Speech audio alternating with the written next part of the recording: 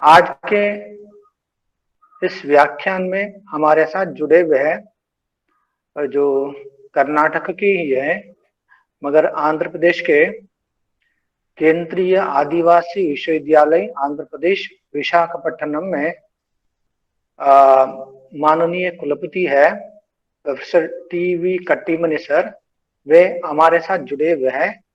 आज का उनका मुख्य वक्तव्य होगा। मैं पहले अपनी कॉलेज की ओर से, एसएलबीसी गोंडा उत्तर प्रदेश की ओर से और मंगलुरु विश्वविद्यालय हिंदी अध्यापक संघ की ओर से सर का बहुत बहुत हार्दिक रूप से उनका स्वागत करता हूं।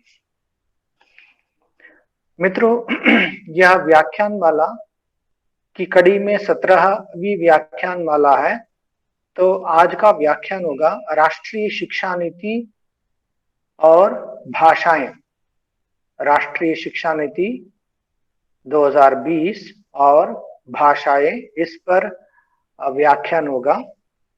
तो मैं पहले इस जो पटल पर हमारे साथ जितने भी दक्षिण से लेकर के उत्तर तक जितने भी जो सदी बंधु जुड़े हुए हैं, उन सभी का इस पटल पर स्वागत करता हूं। और उसके साथ साथ हमारे कॉलेज के प्राचार्य पुरुषोत्तम, डॉक्टर पुरुषोत्तम, उनका स्वागत करता हूं। उसके साथ एसएलबीसी महाविद्यालय गोंडा उत्तर प्रदेश के प्राचार्य डॉक्टर वंदना मैडम, उनका मैं स्वागत करता हूं। उसके साथ एसएलबीसी महाविद्यालय के हिंदी विभागाध्यक्ष डॉक्टर शैलेंद्र नाथ मिश्र सर हमारे साथ जुड़े हुए हैं, उनका स्वागत करता हूं। और इस कार्यक्रम के जो संयोजन में हम दोनों साथ साथ जो जिम्मेदारी निभा रहे हैं, तो उसमें हमारे मित्र doctor Jaishankar Tiwari, associate professor department of Hindi, SLBC महाविद्यालय, इनका भी मैं स्वागत करता हूं। तो मैं पहल इस कड़ी में एसएलबीसी महाविद्यालय के प्राचार्य वंदना मैडम से मैं निवेदन करता हूं कि वे अपनी शुभकामनाएं प्रस्तुत करें। Madam, over to you.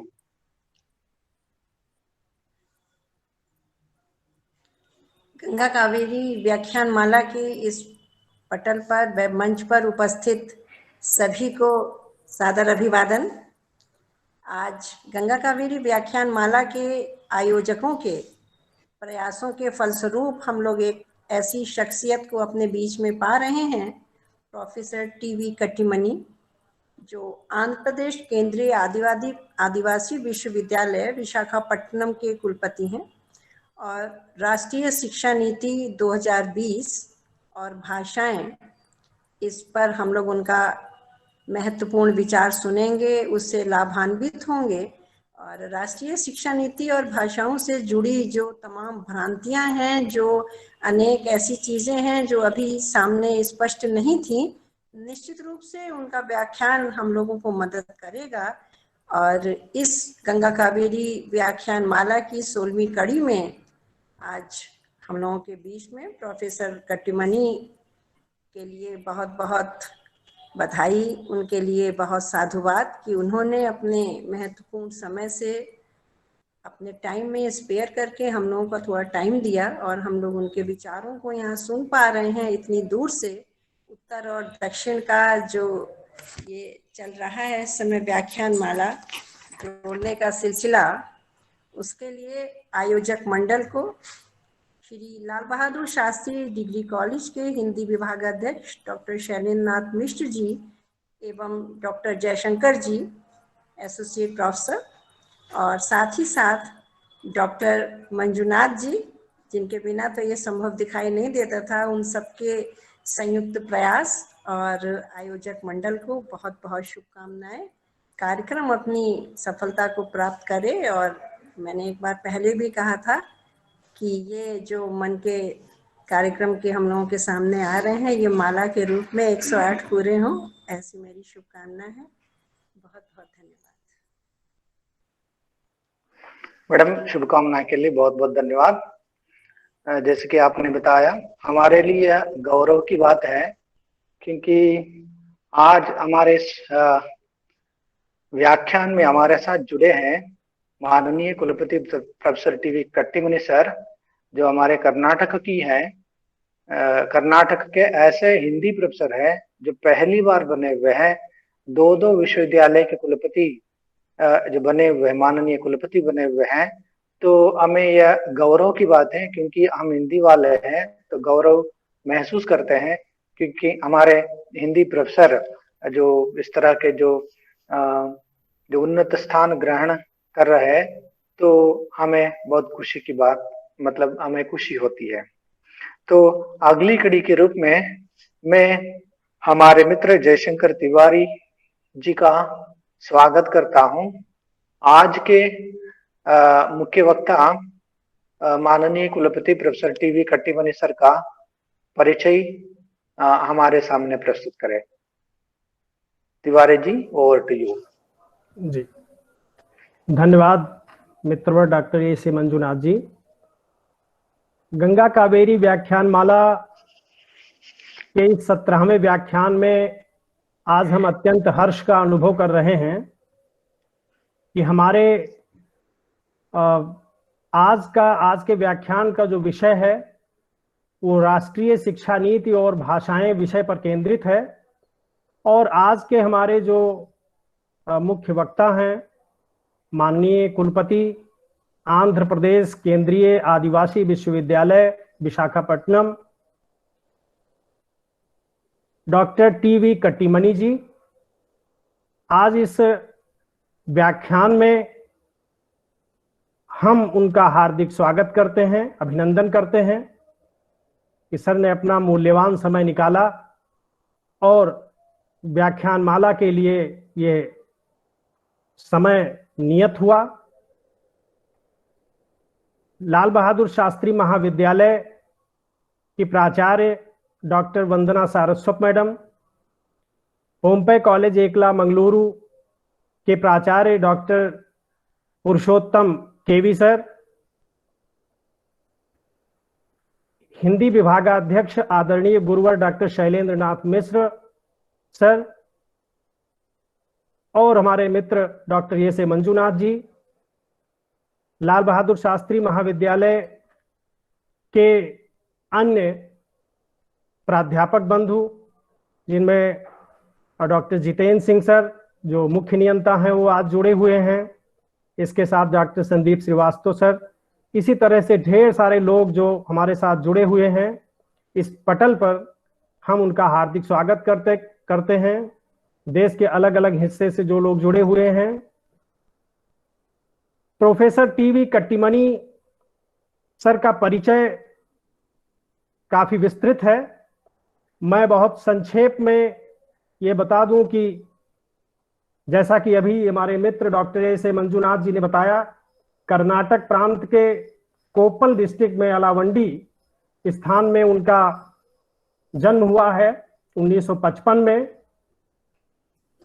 और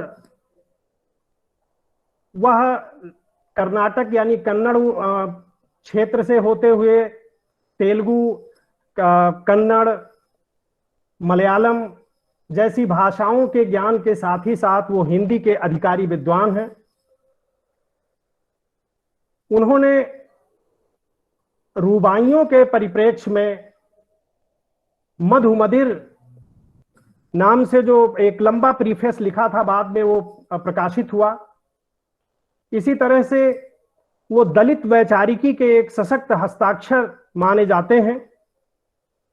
दलित मुक्ति के प्रश्न, वाया मुक्तिपथ, ये उनका आर्टिकल पब्लिश हुआ था। मादे की बहू, भाभी सारे गांव की, भूमंडलीकरण में हिंदी, बदलते परिदृश्य, ये भारतीय पेट्रोलियम संस्थान देहरादून से प्रकाशित हुई कृति है। इसी तरह से दलित और वैश्वीकरण, ये पुस्तक दिल्ली से प्रकाशित हुई 2007 में। इस तरह से उनके ढेर सारे पब्लिकेशन हैं, अलग अलग प्रोजेक्ट्स पर उन्होंने काम किया हुआ है। कमलेश्वर की कहानियों पर उन्होंने प्रोजेक्ट कार्य किया है। इसी तरह से फणीश्वर नाथ रेणु की रचनाओं पर, उनकी कहानियों पर उनका काम है। हरिशंकर परसाई की के व्यंग्य लेखों पर उनका प्रोजेक्ट वर्क है। और इसी तरह से चंद्रकांत देवताले जो प्रसिद्ध कवि हैं, समकालीन हिंदी कविता में जिनके एक सशक्त हस्ताक्षर हैं, उन पर आपने प्रोजेक्ट कार्य किया है। और कन्नड़ से हिंदी में उन्होंने अनुवाद कार्य भी किए हैं। महीप सिंह पर उनका काम है। और जूठन जो ओम प्रकाश वाल्मीकि की महत्वपूर्ण आत्मकथा है, उस पर उन्होंने प्रोजेक्ट कार्य किया है।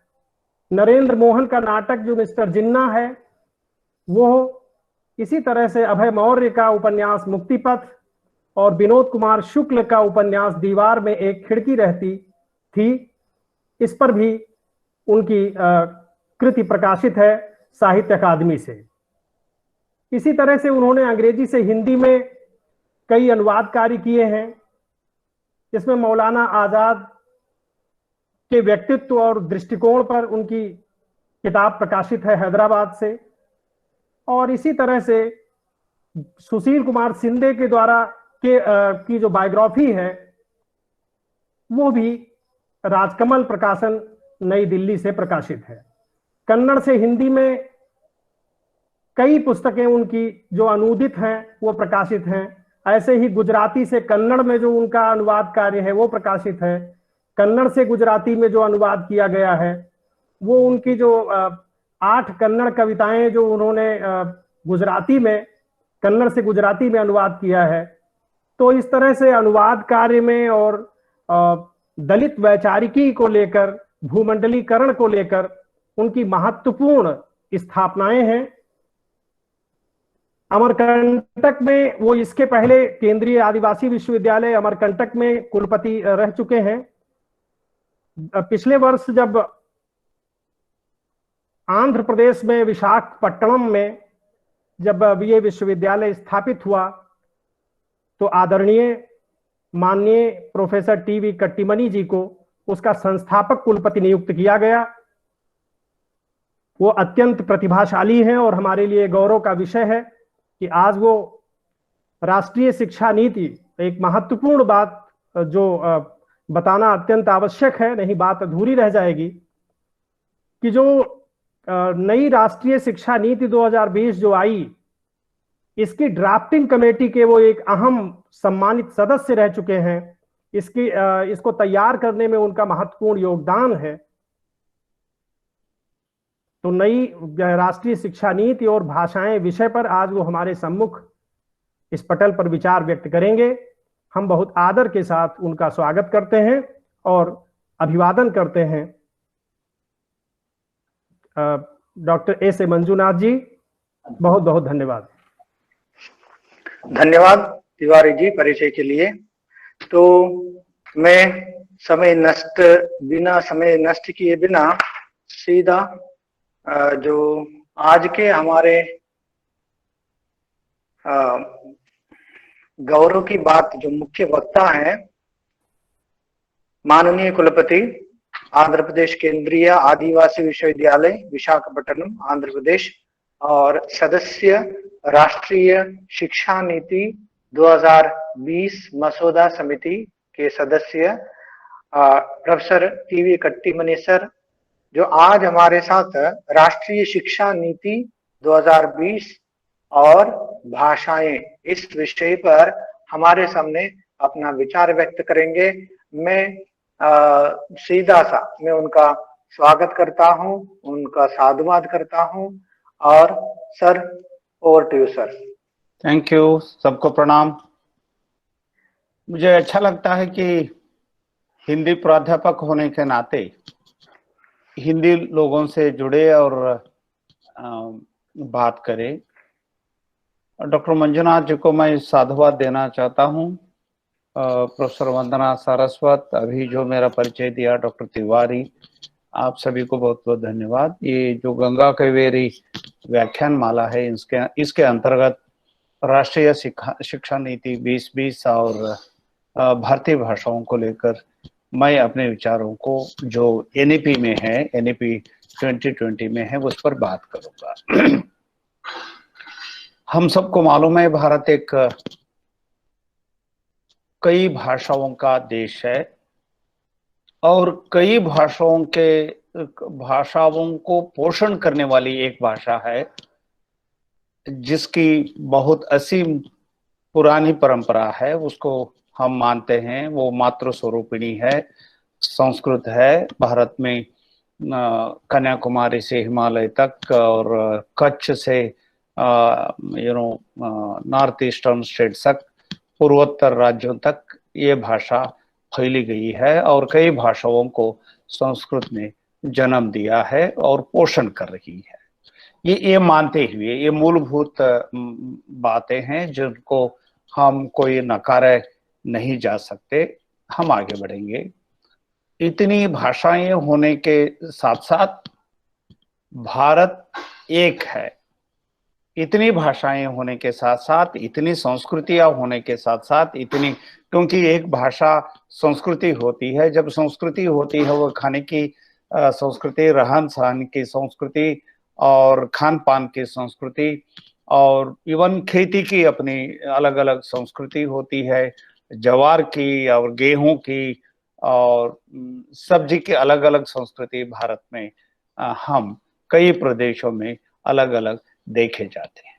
आंध्र प्रदेश में मैं एग्जांपल दे दूं, उदाहरण दे दूं, आज मैं जहां रहता हूं यहाँ का चावल शुद्ध सफेद है और छत्तीसगढ़ में 2000 से ज्यादा प्रकार के चावल मौजूद है। उसमें एक सांवली चावल है, एक काली चावल है, एक हल्दी वाली चावल है। और मणिपुर में काली चावल की औषधीय गुण के कारण वो चावल हमारे देश में बहुत प्रसिद्ध है। इस तरह ये देश कई प्रकार की संस्कृतियों को, कई प्रकार के आचरणों को एक साथ लेकर चलता है। मैंने कहा कई भाषाएं हमारे देश में हैं और कई भाषाओं को हम लगातार खोते जा रहे हैं, गायब होती जा रही हैं हमारी कई भाषाएं। एक सर्वे के अनुसार 220 भाषाएं इस 50 वर्षों में लुप्त हो गई। Within 50 years we have lost 220 languages और 179 लैंग्वेजेस अभी यहाँ खतरे में है, एंडेंजर्ड लैंग्वेजेस है। इसके बावजूद भी देखिए, मेरी मातृभाषा कन्नड़ है और जिस क्षेत्र में अब मैं रहता हूं यहाँ की मातृभाषा तेलुगु है। और पहले मैं मध्य प्रदेश में था, वहां छत्तीसगढ़ी बोली जाती थी, वहां हिंदी बोली जाती थी और वहां जनजातियों की भाषा गोंडी, पणिका बोली जाती थी। मतलब एक असीम समृद्ध परंपरा वाला ये हमारा देश है। भाषाएं कम होती जा रही हैं या भाषा बोलने वालों की संख्या कम होती भाषा लुप्त होती जा रही है। इसका मतलब है बोलने वाले लोग लुप्त होते जा रहे हैं, उपयोग करने वाले लोग लुप्त होते जा रहे हैं।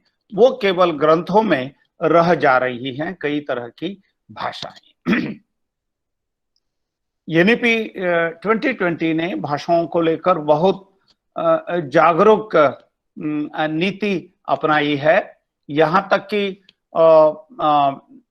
प्रथम क्लास से, वर्ग से 6वीं वर्ग तक मातृभाषा में या राज्य भाषा में शिक्षा होनी चाहिए। ये पहली महत्वपूर्ण बात है। इससे सभी लोग सहमत हैं।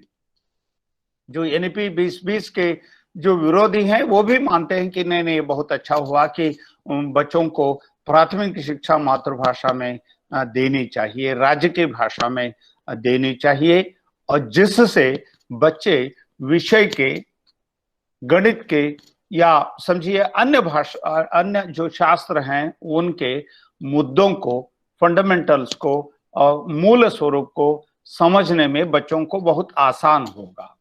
ये सभी मनोवैज्ञानिक इसको मानते हैं। उसके बाद देखिए 7वीं कक्षा से उनको उनकी शिक्षा में एक स्किल होना जरूरी है। एक एक काम का ज्ञान होना जरूरी है, एक कौशल का ज्ञान होना जरूरी है, एनईपी ने कहा। और आपको आप सब जानते हैं, फिर भी मैं आपके सामने ये बात रखना चाहूंगा, कौशल की कोई भाषा नहीं होती। मैं मजाक करता हूं कि अब पाना एंड पकड़ की क्या भाषा होती है? पाना एंड पकड़ की भाषा तो वो काम की होती है, लेकिन मातृभाषा में पाना और पकड़ बहुत जल्दी चलते हैं, बहुत जल्दी चलते हैं।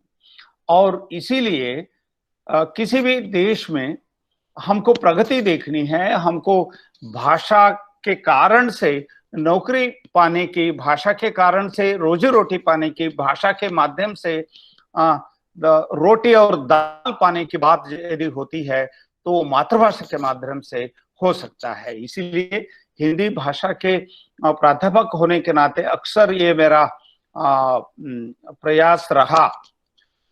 एक मैं धारवाड़ में हिंदी के प्राध्यापक था, जहां मातृभाषा कन्नड़ है, हिंदी नहीं है। बाद में हैदराबाद में मैं 7 बरस रहा, एक वहां मौलाना आजाद नेशनल उर्दू यूनिवर्सिटी में हिंदी विभाग की स्थापना की और 7 बरस वहां मैंने काम किया। वहां उर्दू विश्वविद्यालय में तेलुगु प्रदेश में हिंदी को स्थापित करते हुए मुझे बड़ा हर्ष का आनंद का अनुभव हुआ। मैं ये नहीं कहूंगा कि बहुत कठिनाइयां सामना करने को हुई। कठिनाइयां पार्ट ऑफ आवर गेम, कठिनाइयां हैं तो तब हम आगे बढ़ेंगे। कठिनाइयां नहीं है, चैलेंजेस नहीं है तो जीवन में कोई रस भी नहीं है, नौकरी में कोई रस नहीं है, दिन में कोई मजा नहीं आता, क्योंकि ये सवाल, ये चैलेंजेस हमको, हमारी भाषाओं को आगे बढ़ाती है। मैंने जहां हैदराबाद में रहते हुए दक्षिणी हिंदी पर मैंने सेमिनार किया है, दक्षिणी हिंदी पर मैंने प्रोजेक्ट किया, दक्षिणी हिंदी पर किताबें हमने पब्लिश कराई। कहा कि जो हैदराबाद में दक्षिण भारत में हिंदी वो दक्षिणी हिंदी है और उर्दू वाले उसको दक्षिणी उर्दू बोलते हैं। ये सारी गंगा कावेरी वाली आप लोगों ने जो ये बात उत्तर प्रदेश के किसी एक राज्य कॉलेज को और दक्षिण के कॉलेज को मिलकर आप लोगों ने जो मिलकर बात करने की, जुड़कर बात करने की बात की, ये भारत की गंगा कावेरी जो मिली जुली संस्कृति वाला एक परिवेश है, एक माहौल है। ये मैं कहा कि इन भाषा में शिक्षा कही गई। बाद में इवन कहा गया कि एक जिले में एक मल्टी डिसिप्लिनरी यूनिवर्सिटी होना चाहिए। बच्चे जो गांव के हैं, बच्चे जो पहाड़ के हैं, बच्चे जो रूरल एरिया के हैं, किसान के बेटे हैं, महिलाएं हैं, स्त्रियां हैं, ट्रांसजेंडर हैं और दलित और गिरिजन हैं, उन सबको शिक्षा प्राप्त होना जरूरी है। केवल शहर के बच्चों को, लखनऊ के बच्चों को शिक्षा नहीं देनी है, वो गांव के बच्चों को भी शिक्षा देनी है। इसलिए कि आप सुनकर आपको बड़ा आश्चर्य होगा, आप में से कई लोग या हम जैसे कई लोग, हम किसान के बेटे हैं। किसान की जो किसानी की जो शब्दावली होती है, किसान की शब्दावली वो कम होती जा रही है। अब फॉर एग्जांपल देखिए, अब किसानी ट्रैक्टर से होने लगा है, बैल से नहीं हो रहा है। जब बैल नहीं है, जब गाय नहीं है, अब देखिए वो जो किसानी में जो इस प्रोसेस में, प्रक्रिया में जो शब्दावलियां थी वो खत्म हो रही है, खत्म हो गई हैं। मैंने वो कन्नड़ अपनी मातृभाषा में इसको लेकर बहुत काम भी किया है। शायद 7-8 पत्रिकाओं में मैंने लेख लिखा है कि यस, एक क्रिया के कारण से भाषा लुप्त होती है। ये जो शब्दावली किसानी की हो वो खत्म हो जाती है। यदि घर में लोग आटा नहीं बनाते, गेहूं को साफ नहीं करते, स्वच्छ नहीं करते, चावल को साफ नहीं करते, स्वच्छ नहीं करते, तो उससे जो सफाई के कारण से जो शब्दावली है वो खत्म हो जाती है। आटे को गूंथने की प्रक्रिया में जो भाषा प्रक्रिया होती है वो खत्म होती है। क्योंकि भाषा प्रक्रिया से जुड़ी हुई है, काम से जुड़ी हुई चीज होती है। भाषा वो हवा में नहीं होती, भाषा क्रिया में होती है, भाषा लोगों के साथ होती है, लोगों के अलग अलग प्रकार के काम के साथ भाषा होती है। इसीलिए स्किल के साथ, कौशल के साथ भाषा अपने आप जुड़ जाती है। हिंदी भाषा अपने आप जुड़ जाती है, अन्य स्थानीय भाषा भी अपने आप जुड़ जाएंगी, वो मातृभाषा हो या अन्य भाषा हो। स्किल में, कौशल से जुड़ने से भाषा का एक माहौल अपने आप बन जाएगा। उसके बाद जो मैंने वो बात पहले कही कि हर एक जिले में मल्टीडिसिप्लिनरी यूनिवर्सिटी होनी चाहिए, होंगी, और उस मल्टीडिसिप्लिनरी यूनिवर्सिटी में एनईपी ने कहा कि मातृभाषा में शिक्षा होनी चाहिए, क्षेत्रीय भाषा में शिक्षा होनी चाहिए, और बहु भाषाओं में वहां लेक्चर्स होना चाहिए, ट्रेनिंग होना चाहिए। यहां तक शोध, रिसर्च हमको मातृभाषा में करनी चाहिए, हिंदी में करनी चाहिए या क्षेत्रीय भाषाओं में करनी चाहिए। और इसके लिए मैं बहुत बात करता रहा 2 बरस, 2.5 बरस एनईपी की मीटिंग्स में। मेरा चर्चा करने का एक तरीका ये था, उद्देश्य ये था, रीजनिंग मैं ये देता था कि पहले हम जो भी हो, फिजिक्स के हो, केमिस्ट्री के हो, टूरिज्म के हो, मैनेजमेंट के हो, गणित के हो, भौतिकी का हो या केमिस्ट्री का हो, रसायन के क्यों न हो, हमको मातृभाषा में रिसर्च करना चाहिए। और समझिए कि इसका इवैल्यूएशन हम इंटरनेशनली करना चाहते हैं, तो एनईपी ने रास्ता ढूंढा, आप इसका अनुवाद अंग्रेजी में करावो, इसका अनुवाद हिंदी में करावो, इसका अनुवाद फ्रेंच में करावो, जर्मन में करावो, जर्मनी में करावो, कोई प्रॉब्लम नहीं है। लेकिन मातृभाषा में ये रिसर्च होना जरूरी है, जिससे, मंजुनाथ जी आवाज सुनाई पड़ रही है?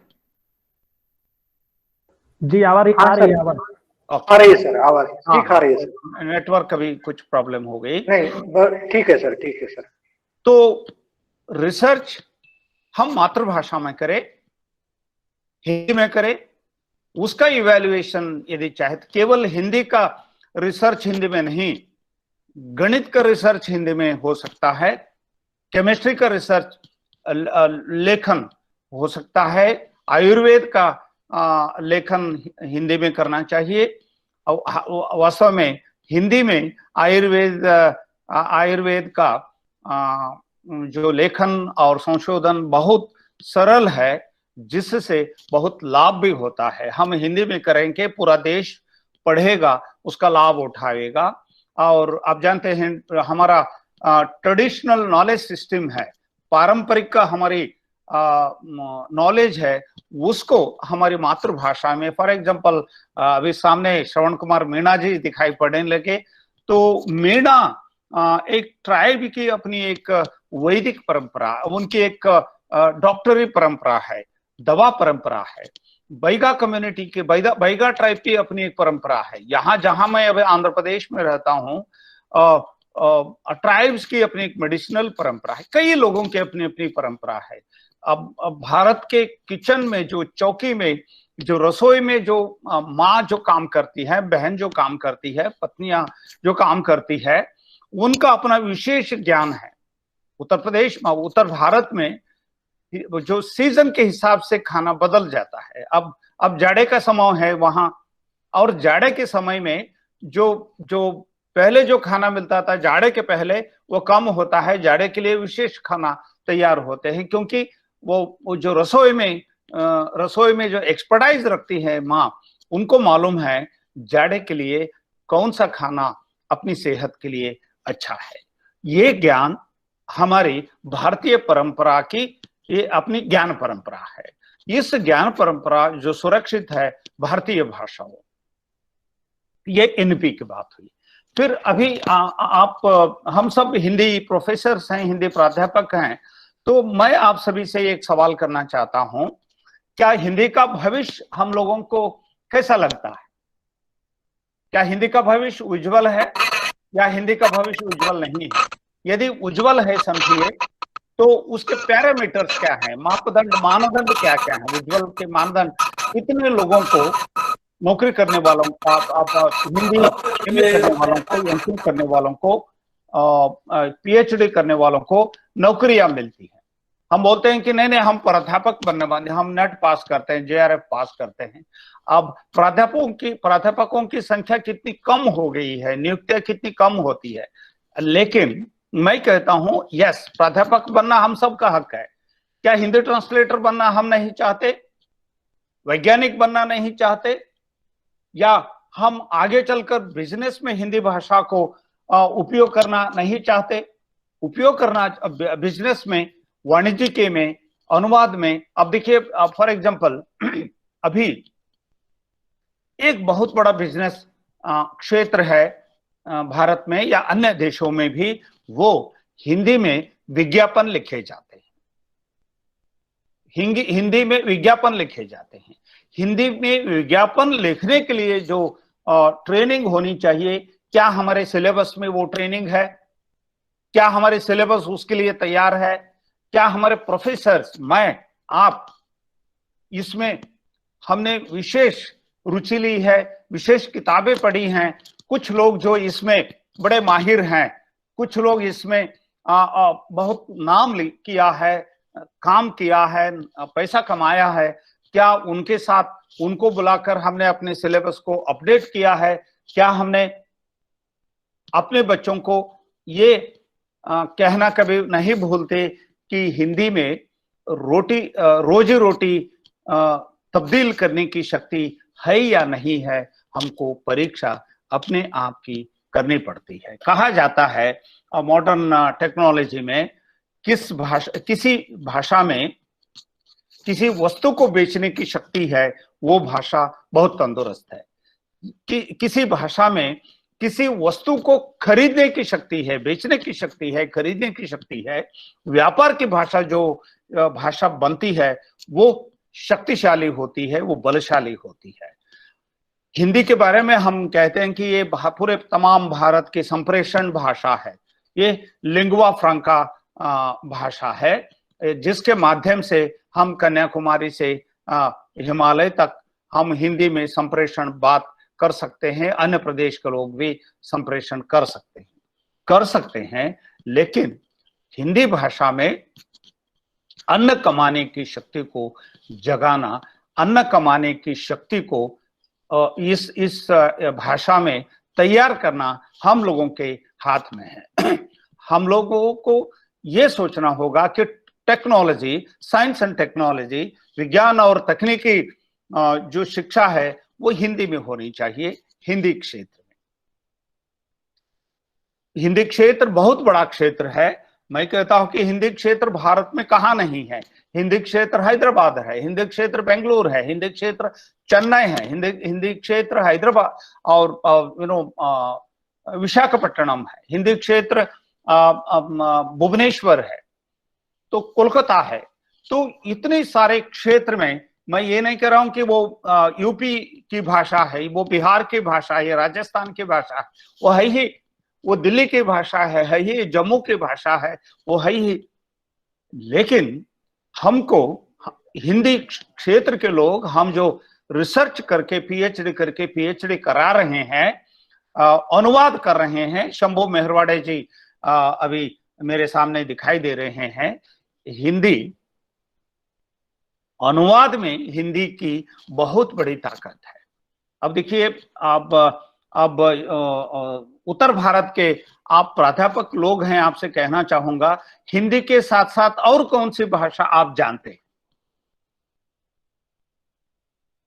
मैं कन्नड़ का हूं, मैं हिंदी जानता हूं।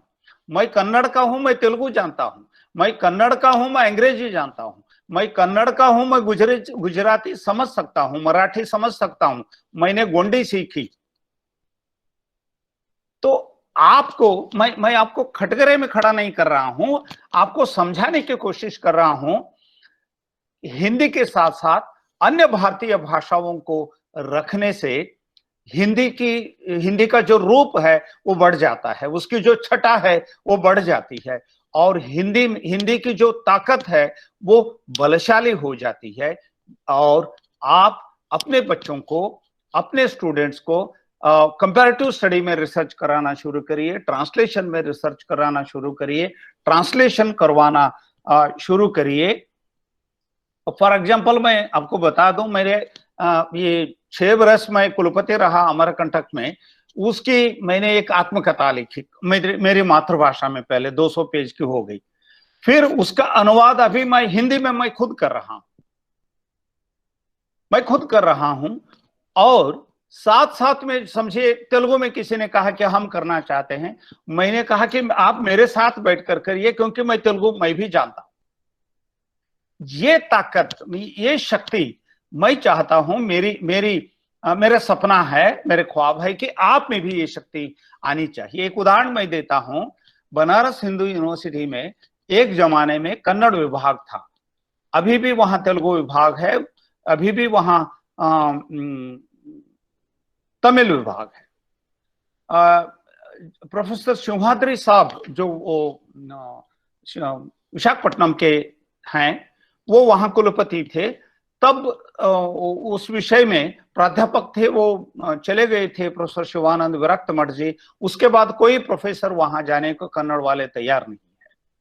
फिर वहां एक एक्सपर्ट कमेटी बनी, मैं धारवाड़ में था, तो वो कमेटी के रूप में कमेटी में मुझे भी रखा गया था। तो 8-10 हिंदी के बड़े बड़े विद्वान थे, मैं दक्षिण भारत से मैं अकेला था। तो वहां बात होने लगी, तो हिंदी के सभी बड़े बड़े मूर्धन्य साहित्यकार, आलोचक बोल रहे थे, यहाँ टेकर्स नहीं है, लेने वाले नहीं है, तो कन्नड़ डिपार्टमेंट को बंद करना चाहिए। वो कहने लगे कि कन्नड़ प्रदेश से आकर लोगों को कन्नड़ सीखनी चाहिए बनारस में। तो मैंने कुलपति जी से कहा कि सर मुझे समय दीजिए बोलने की। उन्होंने कहा कि हाँ बोलो। तो मैंने कहा कि सर यहाँ जो कन्नड़ विभाग खुला है हिंदी क्षेत्र में, ये कन्नड़ वालों को कन्नड़ सिखाने के लिए है या हिंदी वालों को कन्नड़ सिखाने के लिए है? तो सब हैरान हो गए, स्तब्ध हो गए। मैंने कहा कि आप नहीं उत्तर देंगे तो मैं उत्तर दूंगा, ये उत्तर भारत के लोगों को कन्नड़ सिखाने के लिए या कन्नड़ विभाग खुला गया है, और आप लोग बोल रहे हैं कि वो धारवाड़ वाले, कर्नाटक वाले, बेंगलुरु वाले, मैसूर वाले आकर इधर कन्नड़ सीखना चाहिए। ये सही नहीं है।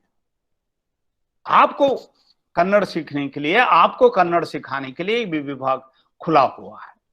तो क्योंकि ये गंगा कावेरी बात होती है, केवल गंगा नहीं होनी चाहिए, कभी कावेरी नहीं होनी चाहिए। गंगा कम नहीं है और कावेरी भी कम नहीं है, गंगा बहुत बड़ी नहीं है, कावेरी भी बहुत बड़ी नहीं है, दोनों में भारतीय संस्कृति है। गंगा मैया बहुत महत्वपूर्ण है तो कावेरी मैया भी बहुत महत्वपूर्ण है। गोमुख से गंगा मैया निकलती है तो तलकावेरी से कावेरी मैया निकलती है। ये चीजें हिंदी क्षेत्र के लोगों को जानना जरूरी है। दक्षिण भारत के लोगों को, जो अन्य हिंदी क्षेत्र के लोग हैं, उनको भी ये समझना जरूरी है। तो मतलब लेन देन ये सही होनी चाहिए, भागीदारी सही होनी चाहिए। और देखिए हिंदी ट्रांसलेटर्स केवल साउथ इंडिया के लोग ही क्यों सिलेक्ट होते हैं, नॉर्थ इंडिया के लोग कम होते हैं? इसका कारण है साउथ इंडिया के लोगों को बहुत भाषाएं आती हैं।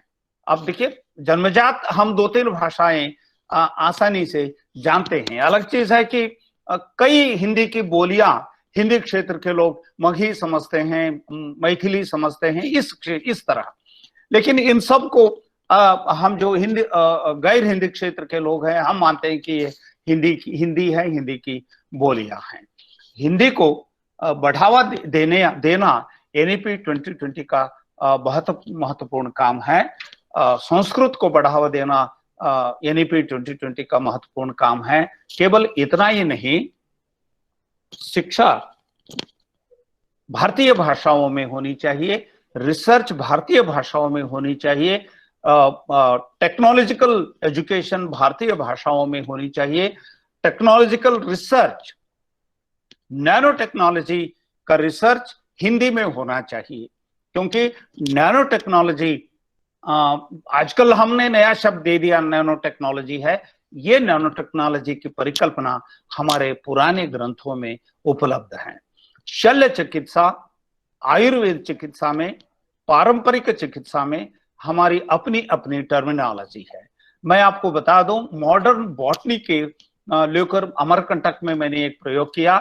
वहां गरीब आदिवासी बच्चे पढ़ने को आते थे और हमारे प्रोफेसर लोग अंग्रेजी में भाषण देते थे बॉटनी में। फर्स्ट ईयर में मैंने देखा कि 6 महीने के पहले कई लोग बॉटनी डिपार्टमेंट छोड़कर जाने लगे। जब मुझे रिपोर्ट मिला, उन बच्चों को बुलाकर मैंने बात की, किसी प्रोफेसर को बुलाकर बात नहीं की। तो मुझे समझ में आया कि इन सब की मातृभाषा हिंदी है। इनमें से कई लड़कियां हैं, बहुत अच्छे हैं, अच्छे परिवार के हैं, बड़े जाति धर्म के लोग हैं, जिनकी मातृभाषा हिंदी है, जिनकी मातृभाषा गोंडी है, जिनकी मातृभाषा छत्तीसगढ़ी है, लेकिन अंग्रेजी नहीं है। और संस्कृत है। कुछ लड़कियों से मैंने बात की तो संस्कृत में वो बहुत अच्छे हैं। फिर मैंने अपने प्रोफेसर लोगों को बुलाकर कहा कि आप हिंदी में लेक्चर देना शुरू करिए। वो तैयार नहीं हुए। ये सभी हिंदी क्षेत्र के प्रोफेसर्स हैं। फिर उन लोगों को समझाया, जो 8 लोग हैं उनमें 4 लोगों को, यंगस्टर्स को तैयार किया, हिंदी क्षेत्र के लोगों को। इन 4 लोगों में एक दक्षिण के हैं, उनको हिंदी अच्छी नहीं आती थी। वो हिंदी सीखकर बॉटनी हिंदी में सिखाना शुरू कर दिया। जब इस तरह हिंदी में बॉटनी का काम शुरू हुआ, जो लोग छोड़कर गए थे ये वापस आकर बॉटनी में पढ़ने लगे। और एक बैगा लड़का था, बैगा ट्राइब का एक लड़का था। एक प्रोफेसर ने उनसे पूछा, आप इस पौधे को तुम जानते हो? तो उन्होंने उस पौधे के बारे में बताते बताते उनकी पूरी संरचना हिंदी में बताई। उनका जड़ का क्या रूप है और डेट का क्या रूप है, पत्ते का क्या उपयोग है, फूल का क्या उपयोग है, फलियों का क्या उपयोग है, वो सब उन्होंने बता दिया। और उतना ही नहीं, 10-20 पेड़ पौधों के बारे में वो उन्होंने खड़े होकर बात कर दी। तब वो प्रोफेसर आश्चर्यचकित हो गए, इस बच्चे को कितना सब कुछ मालूम है। ये बॉटनी छोड़कर जाने वाले थे अंग्रेजी कारण से।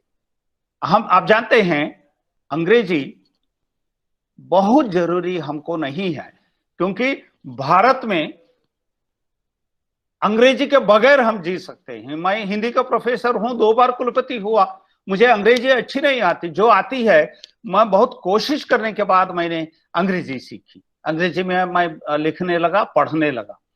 तो आप बच्चों को ये बताएं कि हिंदी में असीम शक्ति है। हिंदी में आधुनिकीकरण और की शक्ति है। आधुनिकीकरण में अपने आप को तैयार करने की, अपने आप को प्रस्थापित करने की शक्ति है। और साइंस एंड टेक्नोलॉजी में हिंदी अपनी शक्ति रख सकती है, अपनी शक्ति वो प्रूव कर सकती है। और मैं कहूं, Hindi can sell anything, Hindi can buy anything. मातृभाषाएं, अब देखिए कर्नाटक में विज्ञापन मातृभाषा में लिखी जा रही, कन्नड़ में लिखी जा रही है। हिंदी क्षेत्र बहुत बड़ा है। कई विज्ञापन आप जानते हैं। अब फॉर एग्जांपल, एक बार एक बड़े साहित्यकार के पास, लिरिकिस्ट के पास टाटा वाले गए अपना एक प्रोडक्ट लेकर और बोले कि इस पर आप विज्ञापन लिखकर हमको दीजिए, अब जितना पैसा चाहे हम आपको देने को तैयार हैं। वो साहब बोले कि चलो रख दो, हम देखते हैं बाद में। वो रख कर गए और वो 1-2 महीने बाद आए कि क्या साहब आपने विज्ञापन लिख दिया? उन्होंने कहा कि नहीं, हमने नहीं लिखा, ये चक भी आप ले चलो और आपकी जो फोटोस है वो भी ले चलो। वो मैनेजर फोटो ले गया। एक फोटो के सामने उन्होंने पेंसिल से कुछ लिखा था। वो एक सुंदर लड़की के गले में एक कंठहार का विज्ञापन था। उसमें वो उस लिरिकिस्ट ने, गीतकार ने लिखा था, कौन किसका गहना। मतलब लड़की के कारण ये गहना सुंदर है या गहने के कारण ये लड़की सुंदर दिखाई दे रही है। ये हिंदी की खूबी है, ये हिंदी की खूबी है। कई विज्ञापन आप वहाँ आप जो शिक्षक हैं, प्राध्यापक हैं, दोबारा डॉक्टर एच.एस. राणा हिंदी के जो बहुत बड़े विद्वान हैं, बेंगलुरु में सेटल्ड है, उन्होंने बहुत बड़ा काम विज्ञापन में किया है। और अब फॉर एग्जांपल एक बिस्कुट के कवर पर लिखा हुआ है कि चाय तो बहाना है, मतलब चाय के साथ बिस्कुट खाना, चाय तो बहाना है, एक्चुअली हमको बिस्कुट खाना है। ये हिंदी भाषा की बहुत बड़ी असीम शक्ति है। एनईपी 2020 ने हिंदी की इस असीम शक्ति को पहचाना है, इस हिंदी की इस असीम शक्ति को परखा है, और हिंदी की इस असीम शक्ति का परिचय हमारे माननीय प्रधानमंत्री जी ने हमको, दुनिया को ये प्रदर्शित किया है। पहला प्रधानमंत्री है जो कहीं भी जाते हैं वो हिंदी में भाषण करते हैं। हमारे विद्या मंत्री हमारे देश के ये कर्मठ कवि हैं, ये कर्मठ साहित्यकार हैं, कर्मठ कहानीकार हैं। प्रोफेसर शंभू मेहरवाड़े जो कन्नड़ के विद्वान हैं, हिंदी के विद्वान हैं, उन्होंने हमारे विद्या मंत्री जी की कहानियों का कन्नड़ में अनुवाद किया है। अपने दोस्तों से मराठी में उन्होंने अनुवाद कराया है। मतलब मैं अक्सर कहता हूं हमारे विद्या मंत्री हिंदी के साहित्यकार ही नहीं, वो देश के कई भाषाओं के साहित्यकार हैं। तो हिंदी भाषा में जो शक्ति अपार है, हिंदी भाषा में जो लोक परंपरा की शक्ति है, अनुवाद करने की शक्ति है, मिट्टी का गुण है, वो सब हमको पहचानने की जरूरत है। हम ये सब पहचानेंगे, हम सब इसको आत्मसात करेंगे, और आत्मसात करने के बाद अपने बच्चों को हम अपने सिलेबस को पूरा नया रूप देने के साथ साथ मैं कहता हूं आप अपने सिलेबस को अप टू डेट करिए। आप चाहे तो अब देखिए, अब आप चाहे तो ऑनलाइन जुड़िए, मैं आपके सिलेबस को लेकर बात करने को तैयार हूं। हालांकि मेरे पास कम समय होता है, अब रात के 8 बजे बैठते हैं, 7 बजे बैठते हैं, 9 बजे बैठते हैं। आप प्लेटफॉर्म पर आइए, ई प्लेटफॉर्म पर आइए, जैसे हम अभी जुड़े हैं। मैं आपके सिलेबस को लेकर बात करने को तैयार हूं, या डॉक्टर राणा जी को इसके साथ जोड़ने को तैयार हूं, या इसमें जितने भी एक्सपर्ट्स हैं उनसे मैं कहूंगा कि जुड़ जाओ, ताकि हमारे हिंदी प्रोफेसर हमारे बच्चों को एक नई शिक्षा देने की क्षमता रखे, बच्चे अपना भविष्य, अपना फ्यूचर बना सके। आप याद रखिए, हम सबको याद रखना है, मैं याद रखूंगा कि केवल हिंदी सिखाने से बच्चों को रोजी रोटी नहीं मिलेगी। हिंदी के साथ स्किल हमको सिखानी होगी, हिंदी के साथ अनुवाद का जो कौशल हमको सिखाना होगा, एडवर्टाइजमेंट लिखने का, एडवर्टाइजमेंट बनाने का, संवाद लिखने का, संवाद बनाने का, नृत्य के साथ हिंदी का, संवाद के साथ, नट के साथ हिंदी का, कई प्रकार से हिंदी का प्रयोग हो सकता है, होता रहा है। इन सब को हम शिक्षकों को पहचानना जरूरी है। उसके बाद अब देखिए, हिंदी तब सशक्त होगी जब हम संस्कृत का ज्ञान रखते हैं।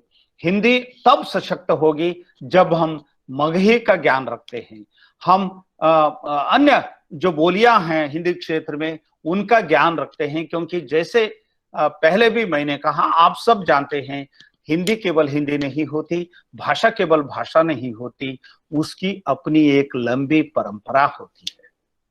मैंने कहा ना, बोटानिकल शब्द बैगानी भाषा में, बैगा ट्राइब की बैगानी भाषा में अद्भुत है। जो हिंदी में नहीं है वहां है, जो इंग्लिश में नहीं है वहां है। क्यों? क्योंकि वो लोग द पीपल ऑफ नेचर, वो प्रकृति के साथ रहने वाले लोग हैं। हम जैसे उपवन में जाकर समय बिताकर आने वाले लोग, जो आदिवासी लोग नहीं हैं, वो घने जंगल में रहने वाले लोग हैं, वो जानवरों के साथ अपना जीवन बिताने वाले लोग हैं। और जानवर के अंगुलियों के बारे में, उनके बाल के बारे में, उनके पूंछ के बारे में, उनके आंखों के बारे में, जो जितने भी शब्द प्रयोग हैं, मैं अभी काम कर रहा था तो देखा, एस्किमो लोग हैं जो हिम में रहते हैं, आइस को लेकर उनके पास 50 तरह के शब्द हैं। हिम प्रदेश में रहने वाले एस्किमो लोगों के पास आइस को लेकर 50 से ज्यादा शब्द हैं।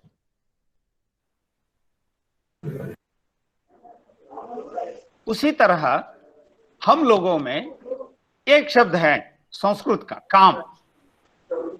हम लोग हिंदी वाले काम शब्द को जानते हैं, और काम के कितने अर्थ हैं? काम वाले, काम वाली, कामदेव, है ना, बहुत काम है, वो कमभक्त है, ये कई तरह के काम को लेकर कई सारे गाली गलौच ये सब तैयार हैं। आप अब ये यदि गाली गलौच ये कोई बहुत बुरी बात नहीं है, वो भाषा का बहुमुख्य अंग है। होली में एक बार मैं बनारस की होली देखने गया था।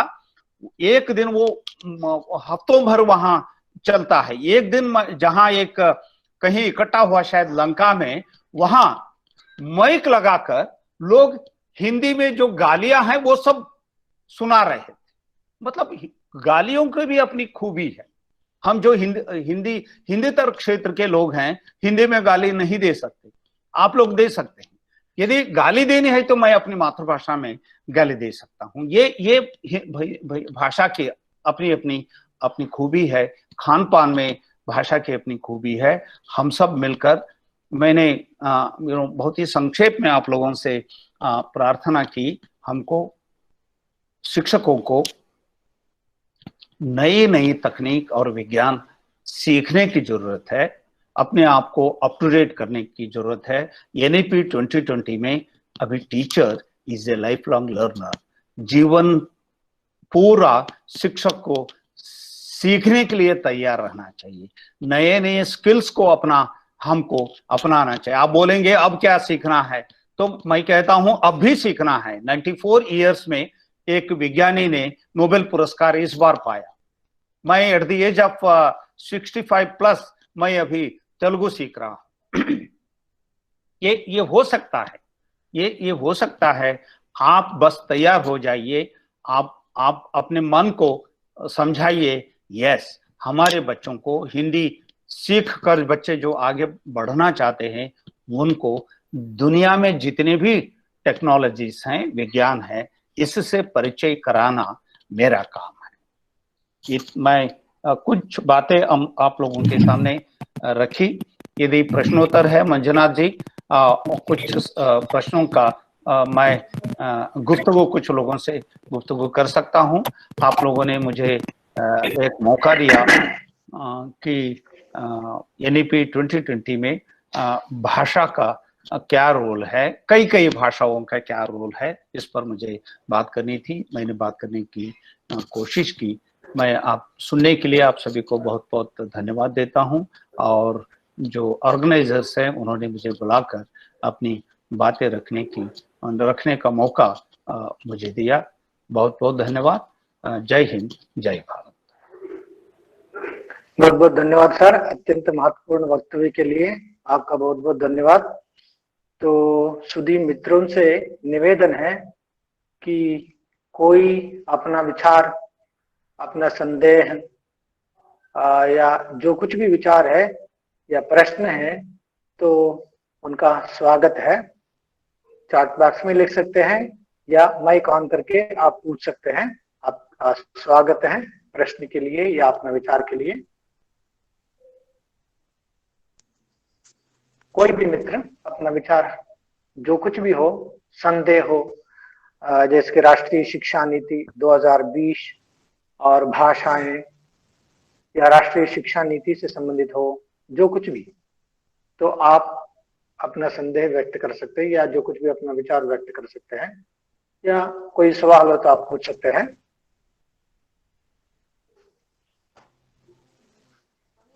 या चैट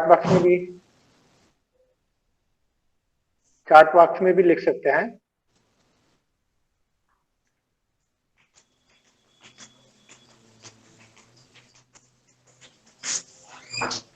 प्रश्न के लिए आप स्वागत है।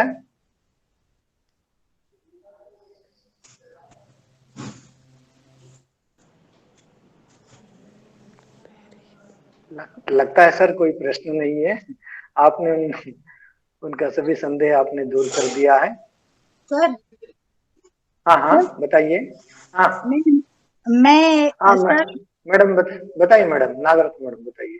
हाँ सर, कट्टीमनी सर जी नमस्ते। कट्टीमनी सर जी लाइन पर हैं? हाँ हाँ एक मिनट मैं देख रहा हूँ अभी। हाँ हाँ नागरत्ना है। हाँ हाँ नमस्ते। नमस्ते सर। नमस्ते हाँ सर, बस कैसे मजे में हैं? हूँ, मजे में हूँ। सर आपका आज व्याख्यान बहुत अच्छा रहा और आपने हिंदी साहित्य की अपेक्षा भाषा को लेकर जो उसके विविध आयामों पर प्रकाश डाला, बहुत अच्छा रहा। इससे हम जो प्राध्यापक हैं उनको एक दिशा मिली, क्योंकि हमारे यहाँ हम लोग यही सोचते रहते हैं कि साहित्य के माध्यम से ही भाषा को पढ़ाना है, लेकिन भाषा का एक महत्वपूर्ण अंग है व्याकरण, जो उसका मतलब प्रयोग की दृष्टि से भाषा का प्रयोग किन किन व्यवहारों में किस तरह से होता है। तो सर मैं जस्ट आपको शुभकामनाएं देना चाहती थी कि आज आपने बहुत अच्छे विषयों पर प्रकाश डाला है। Thank you Nagarathna Rao, thank you. धन्यवाद सर। और कोई मित्र अपना विचार व्यक्त करना चाहते हैं?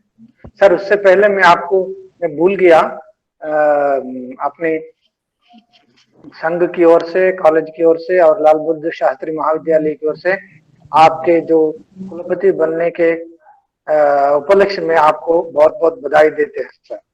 धन्यवाद।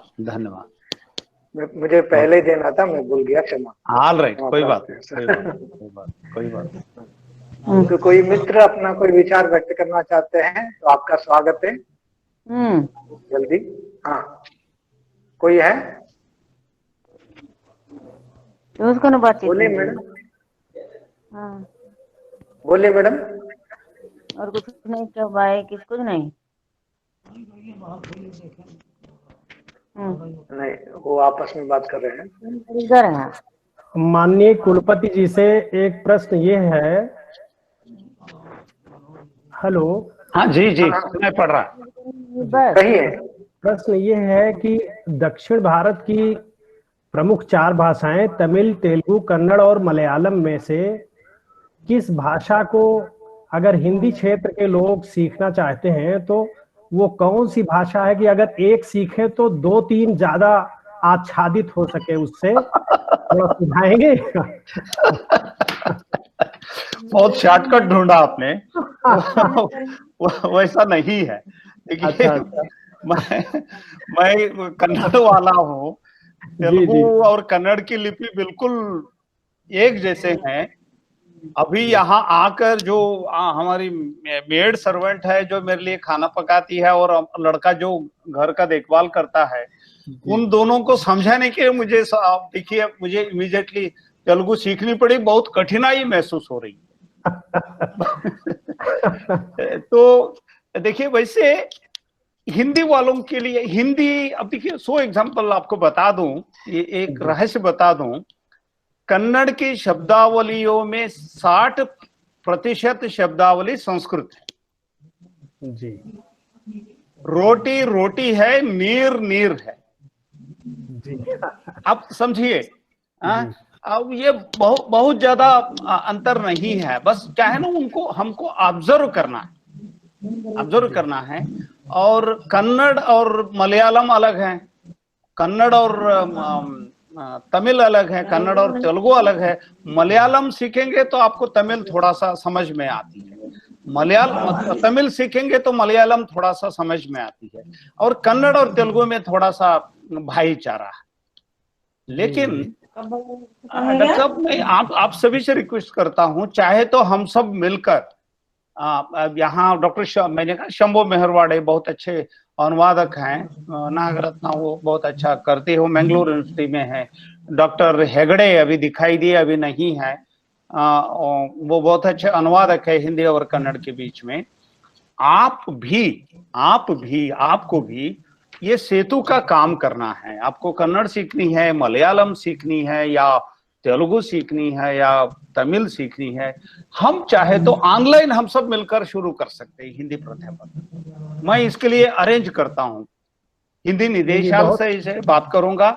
और इसके लिए जो क्लासेस हमको ऑनलाइन करनी है, हम ऑनलाइन करेंगे, या 4-5 दिनों का कोई कोर्स भी करा समझिए सकते हैं। वर्कशॉप करनी है, तो अपने विश्वविद्यालय की ओर से मैं करने को तैयार हूँ। कुछ ना कुछ करेंगे। आप 10 लोग तैयार हो जाओ, आप 20 लोग तैयार हो जाओ, जो आप जो युवा लोग हैं, महिलाएं और पुरुष सभी मिलकर आप तैयार हो जाइए। हमको ये भाषा सीखनी, तो जरूर आप सीखेंगे। उसके लिए जो क्या करना है वो सब हम मिलकर करेंगे। धन्यवाद। बहुत बहुत धन्यवाद सर, बहुत बहुत धन्यवाद। आपने बहुत मनोबल बढ़ा दिया है, और अब विश्वास है कि आपका ये जो प्रस्ताव आया है बहुत ही स्वागत योग्य है।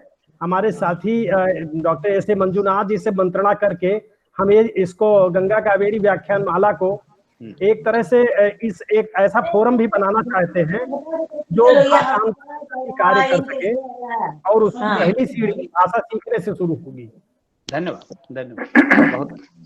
सर ऐसा भी कर सकते हैं, एक short term course Kannada, Telugu, Malayalam, Tamil, इस तरह का एक शॉर्ट टर्म कोर्स हिंदी वालों के लिए भी हम कर सकते हैं सर, अलग अलग विश्वविद्यालयों से, जैसे कि आपके विश्वविद्यालय हो या तमिलनाडु के, इस तरह के, या आपके विश्वविद्यालय से इस तरह के जो शॉर्ट टर्म कोर्स की तरह कर सकते हैं। डॉक्टर मंजुनाथ, आप यूट्यूब जाइए, वहाँ इस तरह के बहुत सारे लेक्चर्स हैं ऑलरेडी।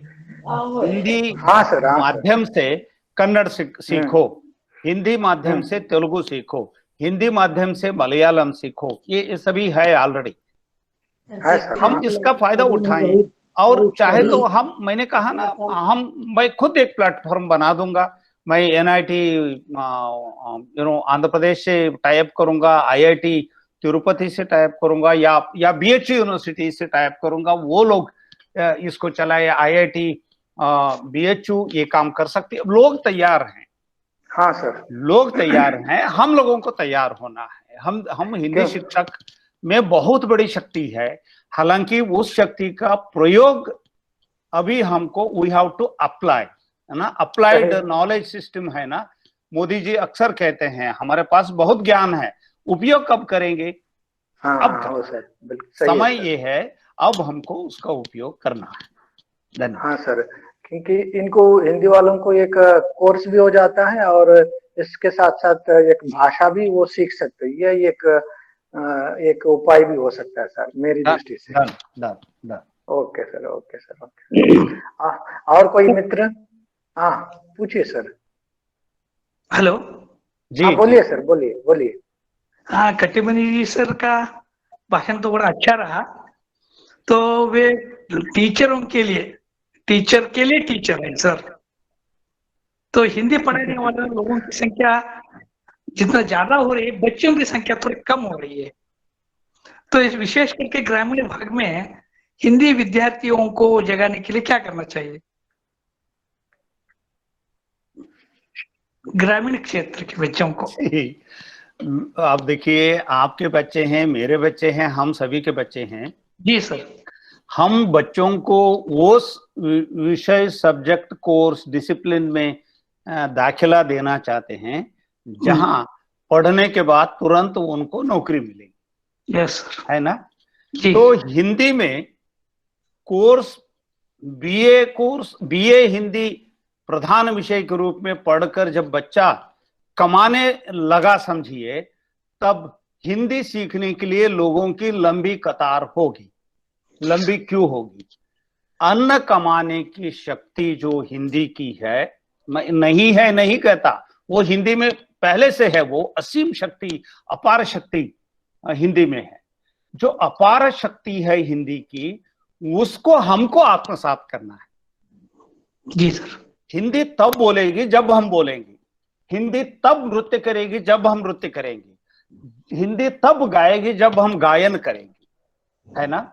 जब हम सशक्त होंगे, हिंदी सशक्त होगी। हम मतलब शिक्षक, हम मतलब टीचर्स, हम मतलब प्रोफेसर्स, हम मतलब रिसर्चर्स। हमको हिंदी में अन्न कमाने की शक्ति को जो पहले से है उसको और ताकत देना होगा।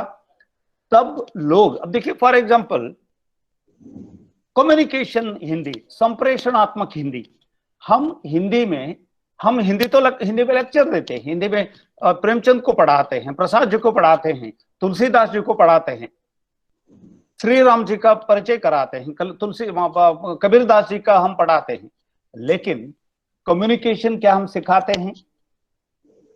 सॉफ्ट स्किल्स जो एनईपी बात करती है, एनईपी 2020, वो सॉफ्ट स्किल्स हमको पहले अपने बच्चों को सिखानी होगी। और अक्सर एनईपी को लेकर हम सब लोग कहते हैं ये हाइब्रिड एजुकेशन को स्थापित करना चाहती है। जहां जहां हिंदी पढ़ाते पढ़ाते आपको लगता है कि अंग्रेजी शब्दों का उपयोग करना चाहिए, कृपया आप अंग्रेजी शब्दों का उपयोग करिए। जहां आपको 1, 2, 10 कन्नड़ शब्दों का प्रयोग करना है तो वो करिए। मगही का प्रयोग करना है, बुंदेली का प्रयोग आपको करना है, छत्तीसगढ़ी शब्दों का प्रयोग करना है तो आप करिए, क्योंकि हिंदी का व्यापक क्षेत्र और व्यापक होगा। और इसका कुल मिलाकर रिजल्ट ये हुआ, हम प्रोफेसर लोगों को, हम शिक्षकों को, हम प्राथमिक शिक्षकों को, हम रिसर्चर्स को, यूनिवर्सिटी के प्रोफेसरों को, हम जैसे कुलपतियों को हिंदी की असीम शक्ति को अपनाने की, फिर उसको अप्लाई करने की, फिर उसको लागू करने की जरूरत हम सबको है। तब गांव के बच्चे भी हिंदी ले लेंगे और हिंदी में अपना करियर बना लेंगे। Thank you. जी सर, धन्यवाद सर। थैंक यू डॉक्टर साहब। धन्यवाद सर। और कोई मित्र?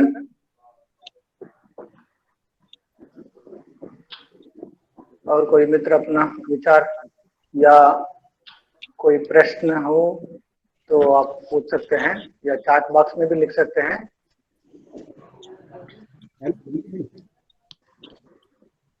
तो हेलो।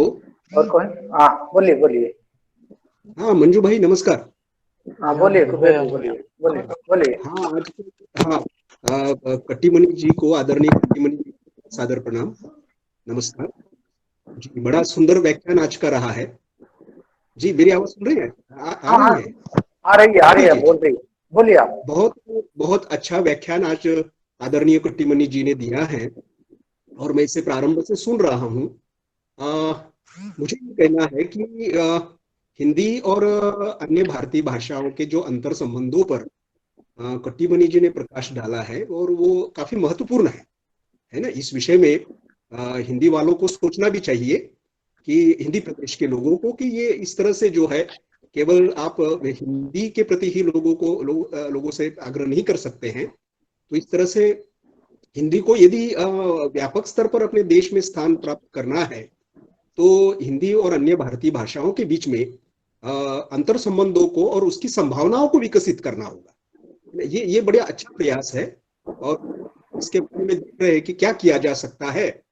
तो इन संभावनाओं को देखना और इनको एक तरह से कार्य रूप प्रदान करना ये काफी आवश्यक है आज के समय में। दूसरी चीज जो है, मुझे लगा कि आदरणीय कट्टीमणि जी जो है वो थोड़ा सा संकोचवश उसको पूरा कह नहीं पाए हैं कि कैसे होता ये है कि हम जब अभी हिंदी अध्यापन की बात करते हैं, अध्यापकों की बात करते हैं, रिसर्च वगैरह जो भी है, तो हम देखते हैं कि राष्ट्रीय स्तर पर और विशेषकर हिंदी प्रदेश में हिंदीतर प्रदेश के जो अध्यापक है, प्राध्यापक है, इनको उतना प्रतिनिधित्व नहीं मिलता है। ये आप महसूस कीजिए, मैंने किया है। मैं महाराष्ट्र से हूँ, यद्यपि मैं राजस्थान से संबंधित हूँ, फिर भी मैं ये देखता हूँ कि ये लोग एक तरह से जो है महाराष्ट्र या और जो प्रदेश है यहाँ पर हिंदी लिखने वालों को जो है कमजोर समझते हैं। हालांकि मैं ये देख रहा हूँ कि हम सब लोग जो है कितनी बढ़िया हिंदी बोल रहे हैं जी। मुझे तो हिंदी प्रदेशों के लोगों से तो अधिकतर जो है कर्नाटक की हिंदी बड़ी मधुर लगती है। आप कितना मंजू भाई बात करते हैं, कितनी अच्छी लगती है मुझे हिंदी। तो ये देखिए कि ये बड़ी कई ऐसी चीजें हैं जिस पर प्रकाश डाला जा सकता है और हम उसको महसूस करना भी चाहिए, इस विषय में लिखना भी चाहिए। सृजनात्मक स्तर पर आप देखिए, है ना, हमें कितना प्रतिनिधित्व मिलता है। दूसरी बात ये ले लीजिए, प्रकाशन की स्तर पर कट्टीमणि जी को मैं निवेदन करना चाहूंगा यहाँ पे कि प्रकाशन की कितनी संभावनाएं अपने प्रदेश में है हिंदी की, लगभग न के बराबर है। हमें इसके लिए भी हिंदी प्रदेशों पर निर्भर होना होता है। तो ये सारी चीजें हैं जिस पर बड़ी गंभीरता से सोचना अनिवार्य है। ये मेरा निवेदन है। बड़ी अच्छी बात, हम जिस दिशा में जा रहे हैं वो बड़ी अच्छी बात है, और वो उस पर विचार होना, बहुत गंभीरता से विचार होना अत्यंत आवश्यक है। सभी हिंदी के विद्वान। जी जी जी। हाँ, धन्यवाद कुबेर जी, अपने विचार के लिए बहुत बहुत धन्यवाद। और कोई मित्र अपना विचार या कोई प्रश्न रखना चाहते हैं तो आपका स्वागत है। तो लगता है कोई प्रश्न नहीं है, तो इस कार्यक्रम में आगे बढ़ते हैं। तो आज के इस 17वें व्याख्यान, जो गंगा कावेरी व्याख्यान माला के 17वें व्याख्यान में राष्ट्रीय शिक्षा नीति 2020 और भाषाएं, इस विषय पर अपना विचार जो हमारे सामने प्रस्तुत किए हैं माननीय कुलपति professor TV Kattimani sir, Andhra Pradesh केंद्रीय आदिवासी विश्वविद्यालय विशाखापट्टनम एवं सदस्य राष्ट्रीय शिक्षा नीति 2020 मसौदा समिति के। तो इनका मैं बहुत बहुत आदर से इनका धन्यवाद मैं प्रकट करता हूं। और आगे मैं धन्यवाद ज्ञापन के लिए श्री लाल बहादुर शास्त्री महाविद्यालय के हिंदी विभागाध्यक्ष डॉक्टर शैलेंद्र नाथ मिश्र जी का मैं स्वागत करता हूं। Sir, over to you. हाँ, बहुत बहुत धन्यवाद डॉक्टर मंजुनाथ जी। आवाज आ रही है? हाँ सर, बोलिए सर, आवाज आ रही है, स्पष्ट रूप से आवाज आ रही है, बोलिए सर। आज गंगा कावेरी व्याख्यान माला के 17वें कड़ी में मैं राष्ट्रीय शिक्षा नीति 2020 और भारतीय भाषाओं जैसे विषय पर अपना वक्तव्य देने के लिए माननीय कुलपति प्रोफेसर टीवी कट्टीमनी जी के प्रति आभार व्यक्त करता हूं कि उन्होंने इस देश में शिक्षा और भाषा के भविष्य को निर्धारित करने के लिए और उसको बहुत ही सुसंगत बनाने के लिए जो विचार आज रखे हैं, उन विचारों को राष्ट्रीय शिक्षा नीति में भी उन्होंने बखूबी पिरोया है। मैंने अपना पोस्ट ग्रेजुएशन लखनऊ विश्वविद्यालय से किया है सर, और वहां पे जब मैं गया तो मुझे पता चला कि इस विभाग का नाम ही है हिंदी एवं आधुनिक भारतीय भाषा विभाग, और मुझे एमए में हिंदी पढ़ने के साथ ही प्राचीन भाषाओं में पाली और इसमें आधुनिक भारतीय भाषाओं में मराठी। हमारे यहाँ मराठी, तमिल, तेलुगु तीनों भाषाएं और प्राचीन भाषाएं, उनका हिंदी के साथ अध्ययन अनिवार्य था। आज मैं उसकी उपयोगिता समझ पा रहा हूँ कि एक साथ वहां पे हमें उर्दू भाषा और साहित्य भी पढ़ाया गया हिंदी विद्यार्थी होने के साथ ही साथ। तो इस तरीके की चीजें अभी आपने बताया, मैं बड़ा चमत्कृत हुआ। सर ने बताया कि कन्नड़ प्रदेश में जन्म लिया, उर्दू विश्वविद्यालय में गए और हिंदी विभाग की स्थापना की, बड़ी अच्छी चीज। और एक ऐसी चीज सर ने बताई जिसके लिए हम सबको आभार व्यक्त करना ही है कि हमारी भाषा में वही चीज रुक पाती है, वही शब्द रुक पाते हैं जो हमारी दिनचर्या से, हमारे जीवनचर्या से जुड़े हो। अगर हमारे कर्म हमारा खत्म हो जाएगा तो भाषाएं और उससे जुड़े हुए शब्द निश्चित रूप से समाप्त हो जाएंगे। आज हमें हिंदी को इस भूमंडलीकरण के दौर में जो सर ने थोड़ा सा दिशा निर्देश किया है, उसे कौशल की भाषा बननी है। आज के इस कौशल में विज्ञापन है या संवाद लेखन है या इससे जुड़े हुए तमाम सारे अनुषंग, सैकड़ों आयाम हैं जो भाषा को इस समय के बदलते परिदृश्य के साथ जोड़ करके नई शब्दावलियों को आत्मसात करते हुए विभिन्न भारतीय भाषाओं से आई होंगी, वो और दुनिया की भाषाओं से जिनसे हमारा संपर्क होगा आई होंगी। लेकिन मातृभाषा में जो प्राथमिक शिक्षा की बात एनईपी में कही गई है 2020 में, वो हम सब लोगों के लिए बहुत महत्वपूर्ण है।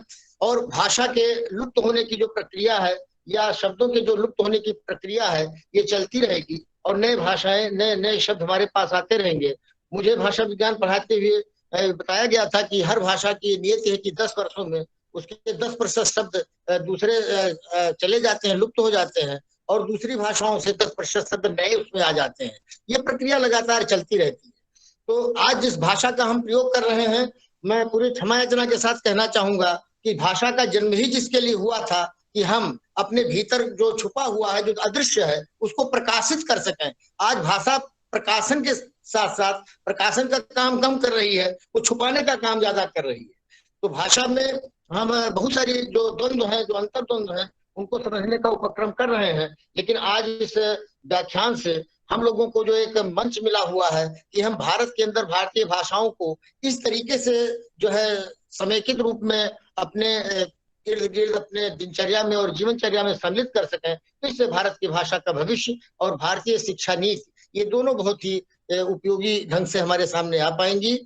आज हमारी भाषा में, जैसा सर ने कहा कि खरीदने की शक्ति होगी तो भाषा बचेगी, बेचने की शक्ति होगी तो भाषा बचेगी। ऐसे ही हम लोग इस मंच के द्वारा आज सर के इस आह्वान को स्वीकार करते हैं। और सर ने जिस प्लेटफॉर्म की बात कही है और अनुवाद में जिस जो है अनुवाद और अनुवाद में शोध कार्यों को जो बढ़ावा देने की बात कही है और उन्होंने स्वयं करके दिखाया भी है, स्वयं हमारे लिए एक आदर्श है, एक मॉडल है। तो हम उनके निर्देश और आदेशों को इस मंच के द्वारा पूरी तरह स्वीकार करते हैं और अपने साथियों के साथ इस आह्वान के साथ कि सर के साथ जुड़ करके और सर के जो इस ऐसा सपना जो पूरे देश के लिए है, जो भाषाओं से मुक्त होकर के एक नए भारत के निर्माण से जुड़ा हुआ है, उस सपने को पूरा करने में हम लोग सर के साथ खड़े हो जाएं।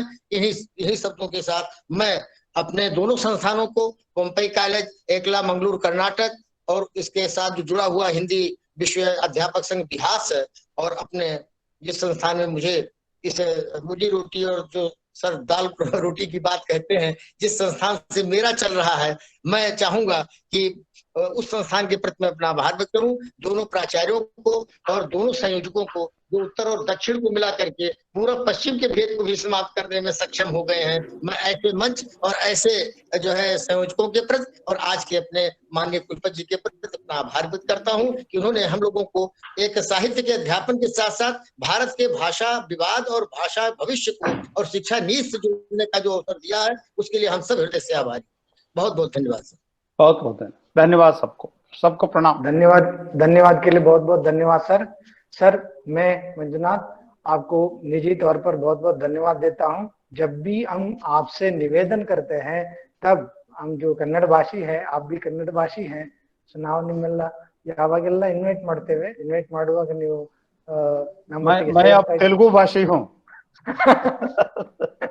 फिर भी सर हमें गौरव की बात है, क्योंकि कन्नड़ भाषी वहां जाकर के तेलुगु क्षेत्र में जाकर के कन्नड़ का क्या है मेरे सामने तेलुगु के एक बहुत बड़े पहलवान बैठे हैं। थैंक यू, बहुत बहुत धन्यवाद। तो बहुत बहुत धन्यवाद सबको प्रणाम, सबको प्रणाम। ऐसे हम आपसे निवेदन करते रहेंगे सर, और हमारा निवेदन स्वीकार कीजिए, क्योंकि हम हिंदी की वजह से हम जुड़े हुए सर। इस तरह गंगा कावेरी व्याख्यान माला हम चला रहे हैं, तो हम आपसे निवेदन करते हैं, आपसे और भी हम सहयोग चाहते हैं, तो इसके लिए बहुत बहुत धन्यवाद सर। जरूर जरूर, सबको प्रणाम, सबको प्रणाम। और इसमें हमारे साथ में जितने भी हमारे साथी सुदूर दक्षिण से लेकर के उत्तर तक जो हमारे साथी जो सुधी हिंदी साहित्य बंधु, प्राध्यापक बंधु, शोधकर्ता या छात्र, हमारे छात्र भी इसके साथ जुड़े हुए हैं इस मंच में, तो इन सभी का अपनी ओर से निजी तौर पर भी हमारे कॉलेज मंगलुरु विश्वविद्यालय हिंदी अध्यापक संघ की ओर से और पोम्पई कॉलेज एकला मंगलुरु की ओर से, उसके साथ साथ उत्तर के जो गंगा के प्रतिनिधि लाल बहादुर शास्त्री महाविद्यालय गोंडा उत्तर प्रदेश की ओर से आप सभी का साधुवाद, बहुत बहुत जुड़ने के लिए